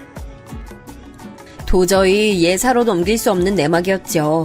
작은 시누이가 스스로도 아차 싶었는지 전화를 휙 끊어버리는 바람에 제가 뭐라고 꼬치꼬치 캐물어 볼 수가 없었네요. 아니 어쩐지 제가 결혼하고 나서 일부러라도 시누이들하고 애써 접점을 안 만들려고 노력을 다했건만 작은 시누가 갑자기 저한테 전화해서 선물 얘기를 들먹이는 게 너무 뜬금없었죠. 그런데 시어머니께서 사주었던 거예요. 진짜 황당해서 뭐 이런 일이 다 있나 싶었고 일단락 됐으니까 넘기려고 했어요. 그런데 그 이튿날 이번엔 큰 시누이에게 연락이 온 거예요. 올케, 내가 웬만하면 참고 살려고 했는데 생각할수록 섭섭한 것 같아서 차라리 말을 하고 넘어가는 게 나을 것 같더라고. 올케 어떻게 신혼여행지를 그 좋은 데로 갔다 오면서 자기 시조카 애들 선물은 하나도 안 사올 수가 있었어? 난 부스러기 하나 내가 쓸 건 바라지도 않는데 우리 애들 거 안 사온 건 너무 섭섭하더라. 제가 생각이 짧았던 것 같아요, 형님. 아시다시피 경황 없이 급하게 결혼 진행하다 보니 신혼여행 가자마자 긴장이 풀려서 미처 그런 생각까지 못했네요. 너무 죄송해요. 지금이라도 성의 표시 꼭 해드릴게요. 그래? 우리 엄마가 올케는 자기 친정만 챙기고 시댁은 가족이라고 생각 안 하는 사람이라고 하도 그러길래 나도 덩달아 기분이 좀 상했었는데 올케가 단박에 이렇게 나와주면 내가 또 할 말이 없어지네. 알았어. 고마워, 올케. 제가 너무 군더더기 없이 나가니까 당황한 큰 시누이가 내막을 살짝 실토해버리더군요. 역시나 그럴 줄 알았죠. 저는 남편 카드로 인터넷에서 아동 장난감 요즘 최고로 인기 많다는 거 3개를 결제해서 큰 시누네 주소로 보내버렸습니다. 그리고 며칠 뒤 주말이 돼서 시댁에 들렀을 때 모처럼 큰 시누가 와있길래 마주쳤는데 절 보면서 환하게 웃더라고요. 애들이 너무 좋아하더라. 최소한 30만 원 이상 돈 썼겠던데? 올케 통 크네. 그 정도는 쓰고 살아야지. 옛날엔 장난감이 몇천 원 하고 말았지만 이젠 시대가 바뀌어서 몇만 원짜리가 기본으로 나오잖아. 자기 시댁 조카들에게 돈 안 쓰고 살면 어디다 쓰고 살아. 그러자 옆에서 시어머니께서 한마디 거들어대셨고요. 저를 눈으로 쓱 흘기시더니 왠지 모를 승리자의 기색 같은 걸 만연에 띄우시며 시어머니께서 물을 한 잔 느긋하게 들이키실 때 제가 큰 신우 쪽을 보며 입을 열었습니다. 오빠가 자기 식구들 너무 안 챙기는 사람 같아서 제가 계속 민망했거든요. 그래서 이렇게라도 챙기게 해서 제 마음이 이제 살짝 편해졌어요. 선물 기뻐해 주셔서 너무 좋네요. 세준이가 혹시 챙겨준 거야? 올케가 사준 게 아니라? 올케가 직장생활 하던 사람이라 당연히 수중에 돈이 있으니까 난 그래서 올케가 사준 거라고 엄마랑 둘이 그렇게 생각했는데. 에이, 제가 쓴 거 아니에요. 그거 다 오빠 돈이에요. 제가 오빠 카드로 긁었어요. 순간 콜록하면서 시어머니께서는 살에 들린 소리를 내셨죠. 코에 물이 역류했는지 티슈를 뽑아다가 코까지 풀면서 기침을 하시는 동안 그 옆에서 큰 신우는 당황한 기색을 하고 있었고요. 저만 은은한 미소를 짓고 있는데 시어머니께서 무섭게 눈을 째리면서 화를 내셨어요. 너 돌았니? 그거 아주 코딱지만 하던데 합쳐서 원가 3만 원도 안 나오게 생겼구만. 그딴 걸 가지고 30만 원 이상 지출을 해? 우리 아들이 피와 땀을 흘려서 번 돈을 고작 그런 식으로 낭비했다는 거야? 어머님, 요즘에 아이들 사이에서 최고로 유행하는 장난감이라고 하는데 그 정도 가치라면 아주 비싼 것도 아니에요. 너 진짜 입 안 다물어? 우리 아들 돈을 그딴 거에 쓰다니 분해 죽겠네. 그리고 세연이 너도 넌 딸만 줄줄이 낳아서 네 시댁에서도 불편하게 지내면서 대체 뭐가 잘났다고 딸들 선물을 네 하나뿐인 남동생한테 뜯어내? 분해서 길길이 날뛰던 시어머니는 눈이 돌아갔는지 갑자기 큰 시누를 공격했어요. 가만히 있다가 봉변을 당한 큰 시누이가 단박에 얼굴이 시뻘겋게 달아올랐죠. 엄마, 내가 내 시댁이랑 어색하게 지내는 걸 왜 지금 들먹이셔? 그리고 그놈의 아들 사랑 짜증나서 죽을 것 같아요. 내가 이날 이때까지 엄마를 가장 많이 챙겼는데도 엄마 맨날 결국은 세준이 타령이야. 그리고 엄마는 어린 손녀들보다도 다 큰 아들 하나를 더 위하시잖아. 그러더니 큰 신우가 한참 옥신각신하면서 시어머니와 말다툼을 벌였어요. 저는 뱃속 아기가 소란에 불편해할까봐 멀찍이 베란다로 나가 있었네요. 이윽고 큰 신우가 씩씩거리며 짐을 챙겨서는 시댁을 빠져나갔고 시어머니께서는 손으로 당신의 가슴을 치며 말씀하셨어요. 너 앞으로 우리 아들 돈 함부로 쓰지 마. 네가 전에 돈을 벌어놓으면 뭘 하니. 지금은 땡전 한 푼도 안 벌고 우리 아들한테 기생하고 있잖아. 그런 주제에 염치가 있어야지. 어머님, 저 돈 함부로 안 써요. 근검절약 정신이 기본적으로 박혀있어서 과자도 똑같은 거 사면 300원 아끼려고 다이소 가서 먹거리 코너 가서 사요. 넌 왜 이렇게 사족이기니? 혓바닥이 왜 그렇게 길어? 전생에 뱀이었어? 너 그렇게 말했으니 우리 아들 돈 허투루 안 쓰겠지? 내가 두고 볼게. 네, 저는 기껏해야 돈 꽤나 주고 사 먹는 거라곤 과일밖에 없어요. 원래도 과일 잘 안 먹는데 임신하고 나서 입에 당겨서 그나마 찾는 거예요. 뭐? 올해 과일이 얼마나 비쌀 거라고 뉴스에서 떠드는데 과일도 가격 잘 보고 사 먹어라. 손자도 아니고 손녀인데 많이 먹여서 뚱뚱하게 태어나게 해봤자 좋을 거 뭐 있어. 어머님, 남하든 여하든 잘 먹고 잘 커야 하는 건 똑같죠. 아유, 내가 너 혓바닥 길다고 했지. 그리고 내가 일전에 뭐라 그랬어. 쓸데없는 소리 하지 말고 고분고분하게 대답하라고 했지. 그새 까먹은 거야? 아, 네, 알겠습니다. 죄송합니다. 앞으로 잘하겠습니다. 이상입니다, 어머님. 그 성의 없는 말투는 나 놀리는 거야? 이거를 확실히 그냥 아우 왕년의 마순자 성질머리 나오게 만드네. 시어머니께서는 눈까지 짚고 난리를 치셨고 저는 잔소리 폭탄을 듣는 와중에 이런 걸로 스트레스 받으면 뱃속 아가한테 안 좋을 것 같아서 머릿속으론 예쁜 풍경을 생각했습니다. 자, 이제 남편의 이야기를 잠깐 해봐야겠네요. 1년의 일이 벌어지는 동안 남편은 무슨 반응을 보이며 어떻게 있었냐고요? 제가 아까 시아버지 소개를 짤막하게 해드렸었죠? 남편은 굳이 한쪽으로 고르자면 외탁이 아니라 친탁한 사람이에요. 이제 와서 하는 말이지만 이렇기 때문에 제가 남편하고 연애하면서 결혼을 안 떠올려 봤던 거예요. 정말 모든 방면에서 괜찮은 남자였다면 결혼은 30 이후에 하고 싶다는 철칙이든 뭐든 간에 어쨌든 상대를 놓치기 싫어서라도 결혼하고 싶어 했을 테니까요. 하지만 남편은 기본적으로 태도라는 것에 결여가 있는 사람이었어요. 이를테면 이런 식이었죠. 오빠, 나 내일 오랜만에 대학 동기들하고 만나서 놀러 가기로 한 거 알지? 일정 때문에 새벽같이 일어나서 출발해야 할 것 같아.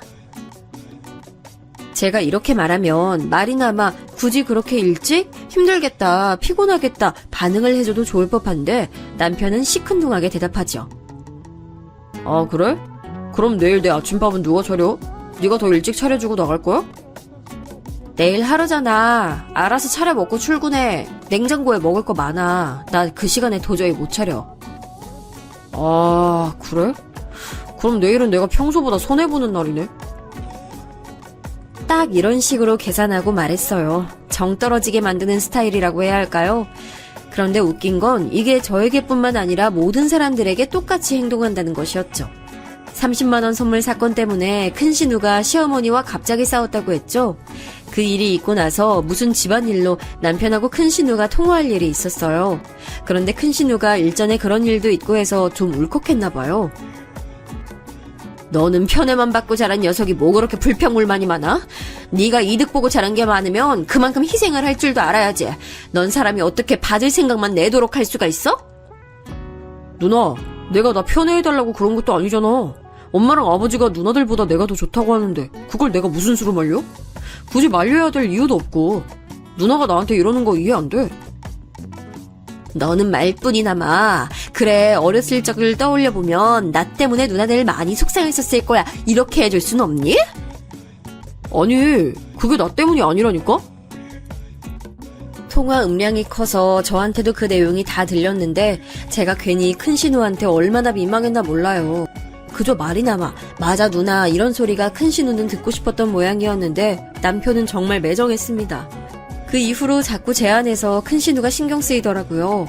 집안의 장녀로서 희생하며 살아온 부분도 분명 많았을 텐데 결국 사랑과 관심을 독차지한 건 막내 아들이었으니까요.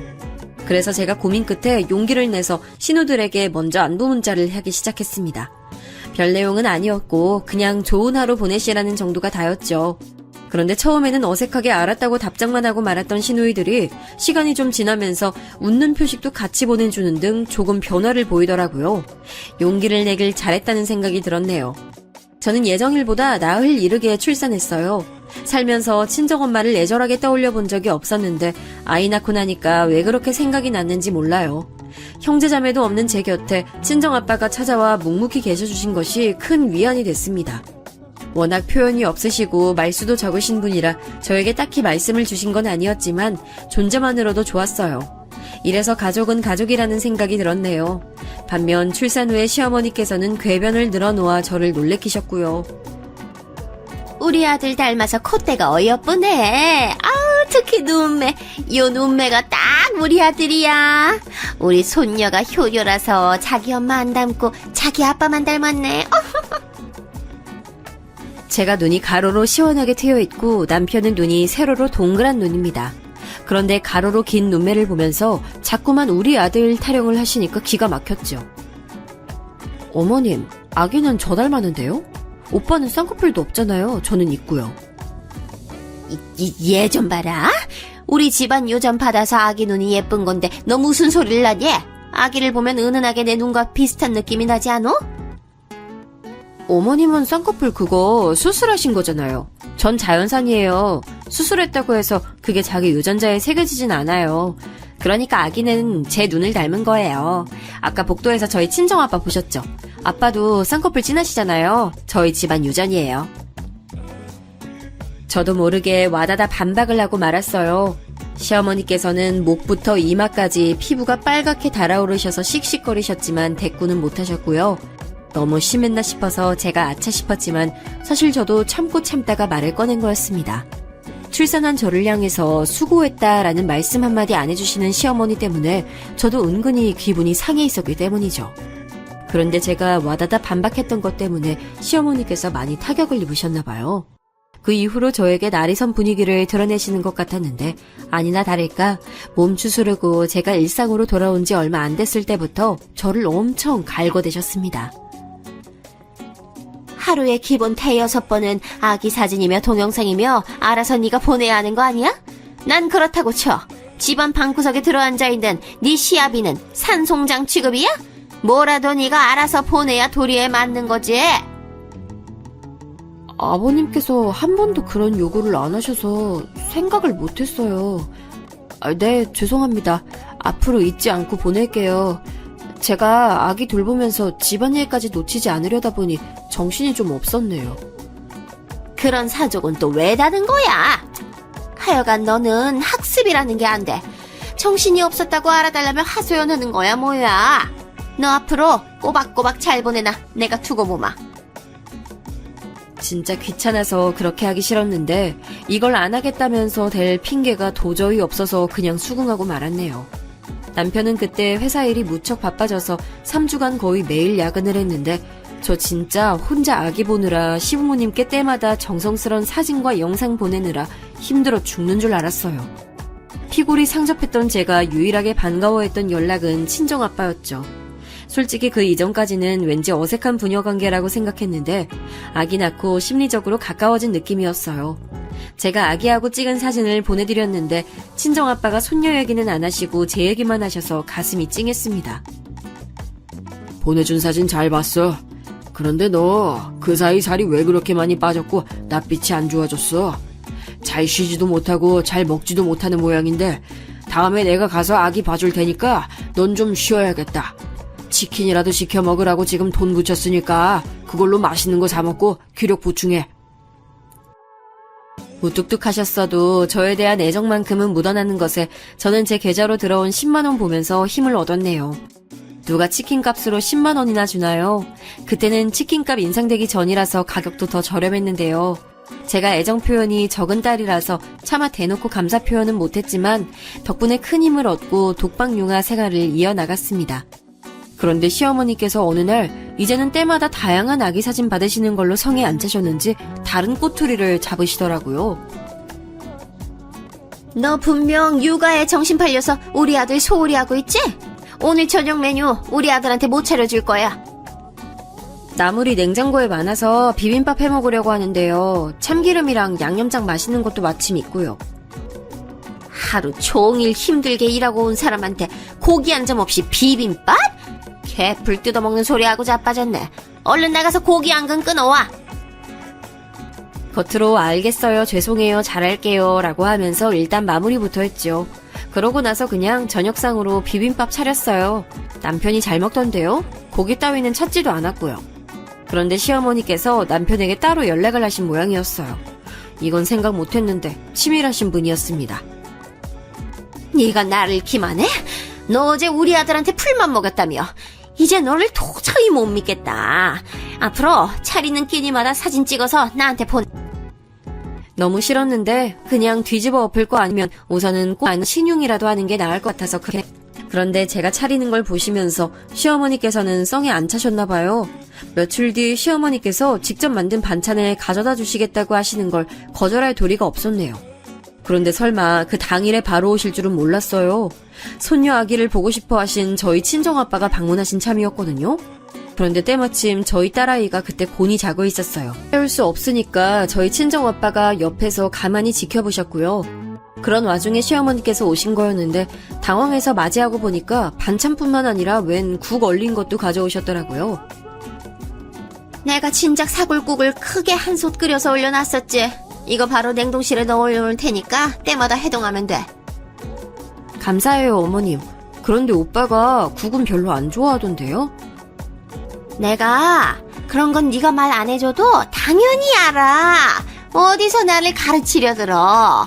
몸부신용으로 먹으라고 주면 우리 아들은 군말 없이 먹는 편이니까 그렇게 하면 돼. 파 쫑쫑 썰어서 같이 주는 거 잊지 말고. 집에 대파는 있니? 네, 사다 놓은 거 있어요. 그럼 사골국 내놓을 때마다 제가 대파도 안 잊어버리고 꼭 같이 준비할게요. 내가 널 어떻게 믿니? 대파 당장 가져와서 지금 바로 썰어놔. 갑자기 너무 피곤하더라고요. 그래서 저도 모르게 대파를 부엌 다용도실에 집어오면서 한숨을 크게 내셨어요. 그게 심기를 건드렸나 봐요. 순식간에 제게서 대파를 빼앗아 드신 시어머니는 그걸로 제 머리를 후리셨어요. 보자 하니까 이게 아주 그냥 걸핏하면 자기 기분 상한 티 팍팍 내고 와.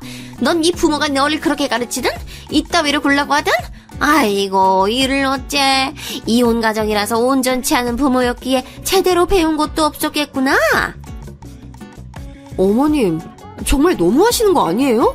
왜 이런 걸로 사람을 치세요? 그래도 이게 눈 똑바로 뜨고 지랄해대네. 이딴 불량품은 우리 집안 핏줄을 키울 생각하니 눈앞이 깜깜하다. 시어머니의 악담에 제가 드디어 눈이 휙 돌아가려던 찰나였어요. 순간 친정아빠가 돌연 등장하시더니 그대로 시어머니의 뺨을 짝 하고 치셨습니다. 대파가 부엌 바닥에 떨어졌고 저는 손으로 입을 틀어막은 채 얼어버렸죠. 집에 아빠가 계시다는 걸 제가 잠시 망각하고 있었다는 게 믿기지 않아서 놀라웠고 아빠가 생전 처음 보는 분노한 표정을 하고 계셔서 또한 놀라웠습니다. 맞은 뺨을 부여잡으신 시어머니께서는 아빠의 얼굴을 확인하시곤 경악하셨죠. 상상도 못하셨을 거예요. 설마 지금 집에 아빠가 계실 거라고는. 부모의 과오가 어찌 자식의 결함이 돼야 합니까? 아이, 듣자니 황당한 꼬투리를 잡으시던데 그러는 사부인께서는 바깥 사돈하고 의사소통조차 제대로 안 하시는 거 아닙니까? 스스로도 자식들에게 모범되는 부모가 아니면서 뭐 그리 떳떳하세요? 친정아빠가 일가를 터뜨리자 시어머니께서는 당혹스러운 눈빛으로 입술을 꽉 깨물으셨어요. 그러더니 저를 슬쩍 째려보시더라고요. 그걸 보고 아빠는 코웃음 치셨고요. 우리 딸 그렇게 입 가벼운 사람처럼 보실 필요 없습니다. 딸뿐만 아니라 사위도 그렇게 말했으니까요. 마음 같아선 당장에 이혼시키고 싶은데 이혼한 부모의 운명을 물려주는 것 같아서 즉각 이혼하라는 말만은 지금 참고 있는 겁니다. 그러나 이대로 넘어가고 싶지도 않습니다. 우선 바로 건서방부터 오라고 해야겠군요. 예? 안 돼요. 우리 아들 지금 일하고 있을 시간이에요. 일에 지장 가면 안 된다고요. 이런 걸로 일 방해했다고 두고두고 절로 원망할 텐데 절대 안 돼요. 이보시오 사부인. 자식에게 원망 드는 거 하나 무서우시면서 왜 며느리에겐 이토록 막대하십니까? 부끄러운 줄 아십시오. 그러자 시어머니는 고개를 떨구더니 갑자기 그대로 빠른 걸음을 내서 현관문 쪽으로 가더라고요. 설마 주랭랑을 치실 거라곤 예상 못했기에 현관문 도어락이 열리고 잠기는 소리가 났을 때 어이가 없었어요. 가타부타 말씀도 더 안 하시고 도망치실 줄은 몰랐네요. 부덕했던 나 때문에 네가 힘든 상황을 겪어왔던 거라 생각하면 가슴이 찢어지는구나. 그간 힘들었지? 내가 미안하다. 그렇게 말씀 안 하셔도 돼요, 아빠. 저 별로 힘든 일도 없었어요. 늘 묵묵하기만 하셨던 아빠가 애절하게 말씀하시는 것에 머쓱해진 제가 아무렇지 않은 척 대답을 했지만 불가항력적으로 눈시울이 뜨거워지더라고요. 그 자리에서 친정아빠하고 진솔한 대화를 많이 나눴어요. 그간 저희 부녀가 너무 의식적으로 대화를 피해왔다는 생각이 들더라고요. 아빠와 이야기를 나누는 시간이 너무 편안하고 좋아서 왠지 모를 감동이 들었습니다. 저는 그날 이후로 주 3일 아르바이트를 나갔어요. 적은 돈이라도 제가 버니까 그게 좋았고 사회생활을 한다는 것에서 에너지도 얻을 수 있었어요. 또래 아기 엄마들이 대다수인 취미 모임에도 일주일에 1회 나가게 됐고요. 이때마다 아기는 친정 아빠에게 맡겼습니다. 손녀를 엄청 예뻐하셔서 제가 맡길 때마다 한박 웃음을 지으셨죠. 친정 아빠에게 이런 면모가 있을 줄은 이때 처음 알았네요. 이렇게 된 계기가 시어머니의 만행이었기에 남편은 저에게 불만이 있어도 말로 하지 못했습니다. 대신 자기 모친에겐 실컷 하더군요. 이게 다 엄마 때문이야. 난 집에 일찍 퇴근하는 날이면 바로 집밥부터 먹고 휴식 취하는 게 낙인 사람인데 엄마 때문에 내 와이프가 변심해서 아르바이트 나가고 모임 나가고 이렇게 됐어. 아니, 나 혼자 불 꺼진 집에 퇴근하는 요일이 있다는 게 얼마나 짜증나는 줄 알아? 그런데 이젠 장인어른 눈치도 보여서 와이프한테 그런 거 나가지 말라고 말도 못하고 엄마가 버려놓은 행각이 있으니까 난 입이 있어도 말 못하는 입장이고 하여간 이거 다 엄마 때문이야.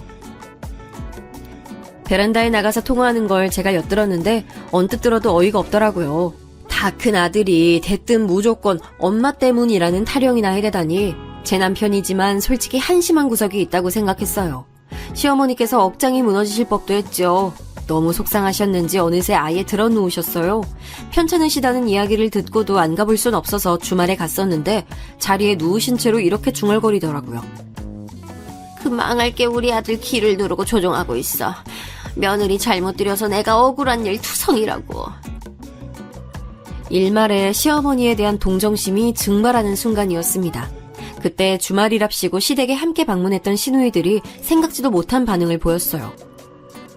엄마, 적당히 좀 하세요. 세준이 녀석 타고나길 아빠 닮아서 정없고 자기 자신만 위하는 성격이라고요. 걔가 엄마를 위해주기나 할 것 같아요? 아들 원망 받고서 그 원망을 며느리에게 돌리는 건 아니죠? 언니 말이 맞아요. 은혜 모르는 아들에게 집착하는 것도 이제 그만두시고 올케에게 이겨드시려고 용 쓰시는 것도 이제 그만두세요. 아이 태어났으니까 두 사람은 앞으로 부모 역할 잘하면서 성장해 나가는 것만으로도 바쁠 거예요. 그러자 시어머니께서는 믿을 수 없다는 듯 경악하셨어요. 물론 저 역시 시누이들이 그렇게 나올 줄은 몰랐기에 놀랐던 참이었고요.